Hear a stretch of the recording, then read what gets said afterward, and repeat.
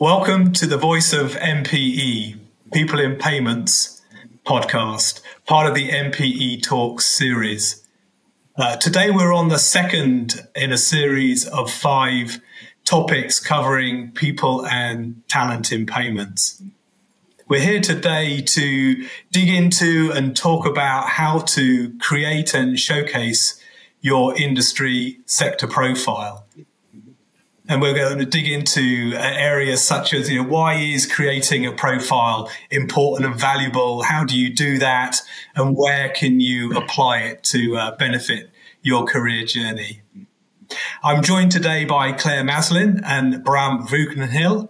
And I'm going to pass over to Claire now to kick off introductions. Thanks, Simon. Yeah, hi everyone.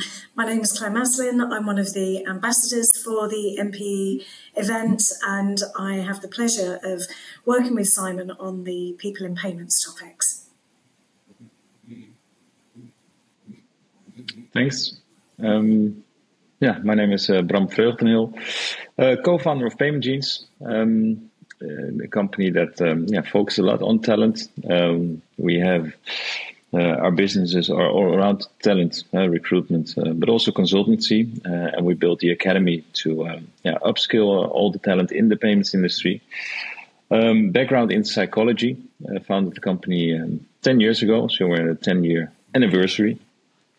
And happy to help here at the new podcast of the Excellent. MPE. Thanks, Bram. And you're very welcome. Thank you for joining us today. And I think that background in psychology will come in very handy as we go through the discussion today. Just as a quick intro for myself, Simon Stokes. I work with the Connexus Group, and we provide services such as recruitment, consultancy, and M&A advisory into the gaming and payments and fintech sectors. So let's kick off with our first question, and that is on this topic of building a personal profile for the industry and sector. Why is that important? And maybe I could go to you first, Claire, and just sort of ask you to answer that question. Why are we holding this topic today, discussing this topic today? Why is it important, and why should our listeners be thinking about creating a personal profile for the sector? So I think personal profile is, obviously from a company perspective, it helps elevate corporate messages or messages of the organisation that you represent. But I think on a personal level, it adds a level of credibility to the topic that you are passionate about, or the topic of an industry that you're trying to create or build out upon. So I think it's, it's twofold. If you think of it from your employer or the organisation that you work for them it's very important. But for you as an individual, I think it's equally important from a credibility perspective. Excellent. Thanks, Claire. And Bram, coming to you, same question, actually. Why is it important? And obviously you get to speak to a lot of individuals that are looking for a career move or to find their next role, probably on a daily basis, but also the other side of the table, those organizations looking to bring new and fresh talent into their business. So why is this important, and how can it help somebody as it relates to sort of the recruitment and looking for a new role? Well, I totally agree with Claire on this one. It is obviously important to showcase yourself, but it's also I see it somewhat as an hygiene factor, right? If you into commercial roles, for example, people still buy from people, and everybody is first researching who is reaching out to them, and the first thing they do is look at LinkedIn, right? So have a credible profile helps you to engage, basically. And also if you're looking for a new job or position, the more attention you put into it, it says something about your character, right? The level of detail, the level of personality. It's a way just to, for companies also to reach out to certain individuals that, would fit into their culture. And this is the first step into identifying if this is the right culture for them. Yeah. So Sorry, Simon. I was just going to say, actually, from a recruitment perspective, obviously, you know, we have headhunters and consultants, and I would imagine that they are looking at individuals' profiles. But from a company perspective, wanting to bring talent in, do people sit there and do their research, you know, online and looking at someone's activity within the industry? Definitely. I think it's very accessible to definitely go on LinkedIn and for different types of roles, right? You have different platforms that you go into, right? In the tech world, you have all different kinds of coding platforms that you can look into and have activities. But if we use LinkedIn as an example, you want people that can give commitment, right? Achieve results is one thing, right? But also level of commitment. And level of commitment you can showcase in many ways. It's about how long you are in a company, but also the type of volunteering work that you do, or a certain certification that you had to invest in yourself.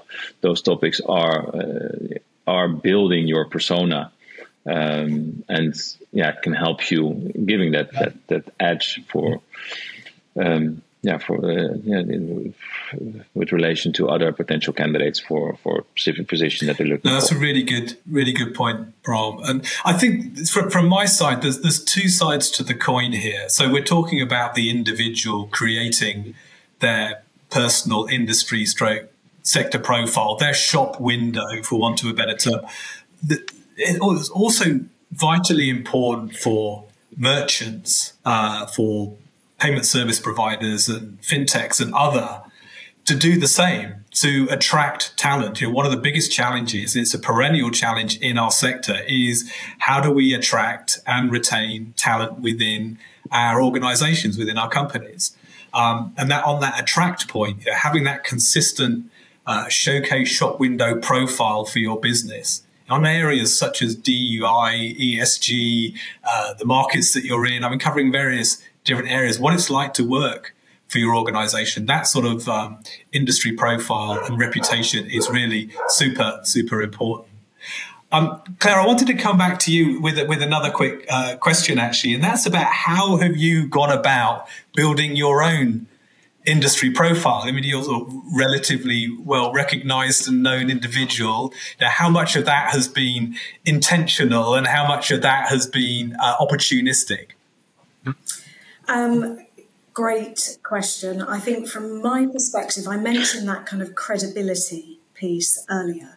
So I have been absolutely intentional throughout my career, going back, and we had a laugh about the tech before we joined this call. You know, we were struggling with the tech, etc. So I've always worked in tech.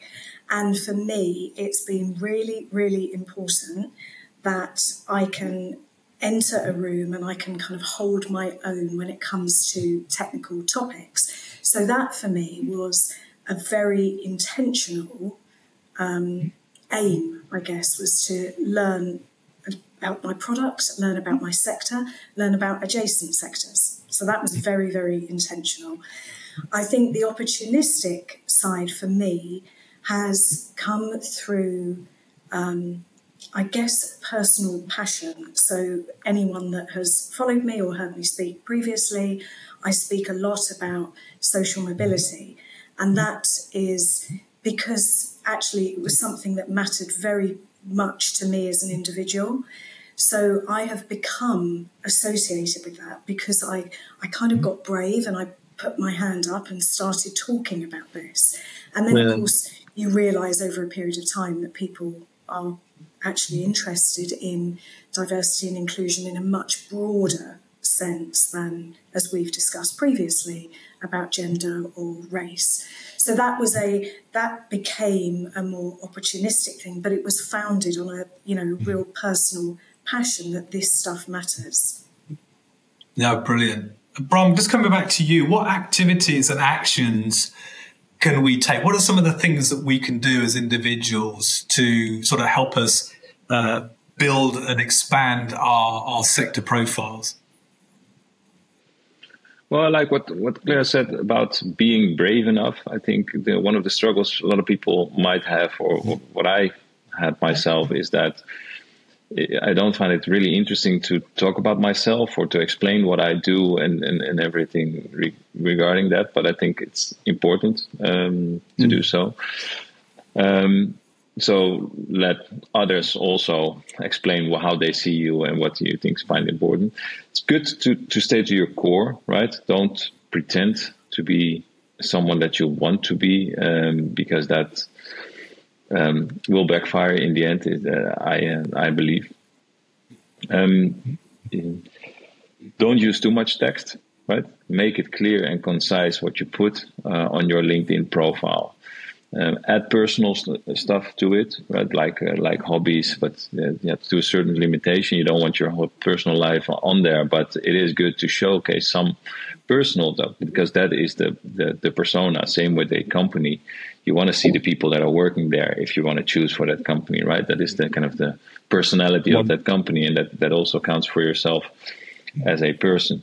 And try ask people, be brave enough to ask people to engage, to leave some recommendations on your profile, right? People that you've worked with. I think that's always powerful, to leave references, make sure that your skill sets are being endorsed, the simple stuff. It's not overly looked at, in my opinion, right? It's more in the beginning of LinkedIn, but it does say that you're actively working on it, and it does say something about your level of professionalism. Don't, and I would not put your whole career on there, because people never scroll down and it's an overload of information. So be concise in what the relevant information is. Think about that, and you're already a couple of steps ahead, in my opinion. I was just going to ask on this. So when we work in kind of a consulting environment and we work across multiple subject areas, I don't know how you have balanced this in the past, but for me, I talk about payments, I talk about identity, I talk about ticketing and wallets and mobile, and I'd be really interested from both of your perspectives, actually, to how I can strike a balance and not be seen as kind of, a jack of all, master of none. Because I think if you look after a product in a domain, it's very clear. But when you're in a consulting world and you touch on all sorts of topics, I just wondered if either of you had kind of perspectives or learnings on that for me personally. Bram, do you want to go or shall I go? You go first. You're go ahead, Simon. You're the guest. Come on. So jack of all trades. I don't know when it's out of balance, right? You can definitely talk about a few topics that are related in the industry, right? It's I think as a consultant, you depending what kind of consultant you are, but as a strategy consultant, you touch upon multiple aspects of quite some topics. I think that's okay. And again, don't only talk about what you really believe is true or what you know, and don't try to kind of position yourself within a topic that you're not fully sure about, because the goal is to engage. And coming back to the previous question as well, and also related to this, being out there, post something about topics that you know, topics that you want to talk about, but also combine that with a bit more personal achievements, personal milestones, right? To show a little bit of yourself as well. And this way, I think you create engagement, and the engagement makes sure that you respond, you get conversation, and it's not kind of a monologue, right? And if you achieve that, and that's also visible in your profile, all those posts and recommendations and things like that. So, think about the balance. And what would help, I think, as well, is if you have a certain topic that you talk about, have a rhythm of a few posts or a few things that you'd like to share about that topic, and don't leave it at one post and go on to the next one. Right. Brilliant. Thank you, Bram. And I think there's a couple of overlays to that as well, which is, I think, pick your superpower. What is the area that you're really interested in, that you want to have a voice around? And it goes to what you're saying there, Bram. Where do you feel excited about the sector? Where do you have knowledge and can bring perspective? And I think it's really important to be active and be visible, as you said. So, reposting, making comments, even posting your own thoughts and observations about things that you're seeing and reading and hearing. I think the other aspect from my side is to, where you can and where it's affordable or free of charge, join associations, go along to events and conferences and so on, and be visible, walk around, meet people, chat with them, and get a broader perspective. I think, Claire, to your point, it's really important, to our last podcast, it's really important to have a broad perspective on our sector, but also, sort of have your superpower, the area that you really bring depth and perspective to. I'm going to draw us to a close in a moment, but I just wanted to ask one final question, which is really about, okay, so if I go out and start building my profile, I'm posting on LinkedIn, I've got a really good LinkedIn profile, what are some of the other ways that I can use my profile to help me progress in the sector, or even help me progress in my role or within the company I work within, or possibly help me get a new role within a new organization? And maybe, Bram, if I come to you, and I think you might have touched on some of this, so apologies if it's sort of regurgitating, but what are employees looking for, Bram, in that industry profile today? What are some of the conversations you're having with employers about, this is the sort of thing we want to see from potential candidates? And it's so diverse, Simon. It's really based on culture and the type of roles that you're hiring for. Popular terms like ownership, they're important in a lot of companies that we're speaking. Entrepreneurship is important. There's the need for remote working, which means you need to have a certain level of ownership. How that reflects on your profile, I think that's a bit harder to assess. But if you want to start building your profile for a new position, then just, I think, follow the steps that we discussed. Make sure you put the right attention. Make sure you recognize yourself in the profile, because if you don't recognize yourself, you're attracting the wrong employers, right? And that is not a sustainable solution. So definitely recognize. Look at other profiles that you feel this is the type of role that I want, and look at how they've built it. Don't copy everything, but take advice on other successful people that you see, and I think engage as much as possible within the companies that you are attracted to. Fantastic. Thank you. Well, look, we're up on time. So as we did last time, I'm going to go to you first, Claire. Just one sort of word of encouragement or point of view that you would give to our listeners on this topic. Bram, I'll go to you next, and then I'll close. Okay. So personal opinion, obviously. Number one, be authentic. So whatever you're writing, and I think, Bram, that aligns with what you've been saying. Yeah. It has to be your voice. And then that, unfortunately, leads into the tech thing, which everyone is AI crazy at the moment, and getting AI to churn out all of their articles and their thought leadership pieces. I'm not against AI at all. However, it's not your voice. So if you are creating any material, it has to be your voice. Make it your voice. Thank you. Bram.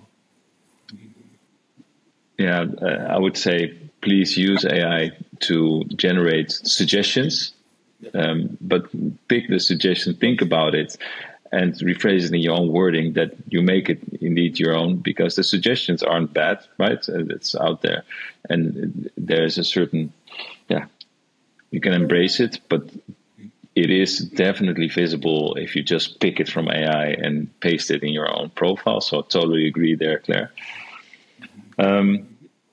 Think about, indeed, so one last topic is about polarizing and sharing of opinions, which is one of the most useful things to do to create visibility if you are really creating a standpoint, which should fit you or not. I'm more a person of informative, right? And not, but creating real engagement, it's also interesting to take a standpoint on certain topics. Keep in mind that you really need to be strong in your you've got to be strong in your shoes, I think is the Dutch expression, but you get different opinions, so be aware of that as well. But again, in your way of engagement, in the way how you write things down, make sure you stick true to yourself and be personal. Thank you. And the things that you write down as well, and that you engage. Wonderful. Yeah. Thank you. From me, think of that Uncle Sam poster in the US with Uncle Sam pointing at you. Your sector needs you to contribute, to participate, to be interested, to have a point of view, and to give that point of view. So that's my word of encouragement. So thank you for listening to this MPE Talks series, part of the MPE 2025 event, which is happening next March 18th to 20th in Berlin. See you there. Thanks, Bram. Thanks, Bram.